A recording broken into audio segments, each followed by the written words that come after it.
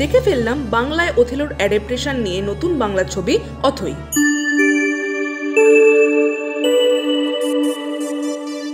High, this is Hastolipi originals. এখন আপনাদের সাথে আলোচনা করব নতুন বাংলা ছবি অথৈ নিয়ে।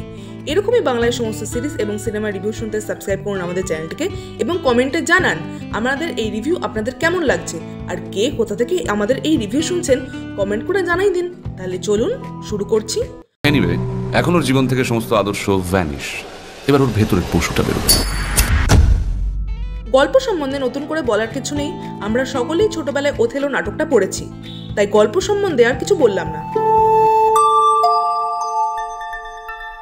এখানে প্রধান চরিত্রে অভিনয় করেছেন অনির্বাণ ভট্টাচার্য, সোহিনী সরকার এবং অর্ণব মুখোপাধ্যায়। এখানে অভিনয়ের প্রশংসা করতেই হয়। অনির্বাণ ভট্টাচার্য এখানে ফাটিয়ে অভিনয় করেছেন। এছাড়াও সোহিনী সরকার, অর্ণব মুখোপাধ্যায় বেশ ভালো অভিনয় করেছেন। সোহিনী সরকারের ক্যারেক্টারটা সোহিনী সরকার ছাড়া অন্য কেউ করতে পারতো বলে আমার মনে হয় না।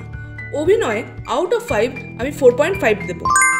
চিত্রনাট্য এখানে বেশ ভালো, আউট অফ 5 চিত্রনাট্যকে আমি 4 দেব। লাইটিংয়ের কাজ এখানে বেশ ভালো হয়েছে, লাইটিংকে এখানে আউট অফ 5 আমি 4 দেব। থ্রু আউট সিনেমাটা আমায় বেশ এনগেজ করে রেখেছিল, এনগেজমেন্টকে আউট অফ 5 আমি 3.5 দেব।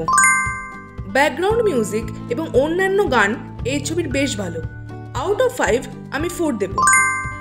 এত কম বাজেটে এত ভালো এক্সিকিউশন দেখতে হলে এই ছবিটা আপনাদের অবশ্যই হলে গিয়ে দেখতে হবে। আপনারা অবশ্যই যান, দেখে আসুন এই ছবিটা।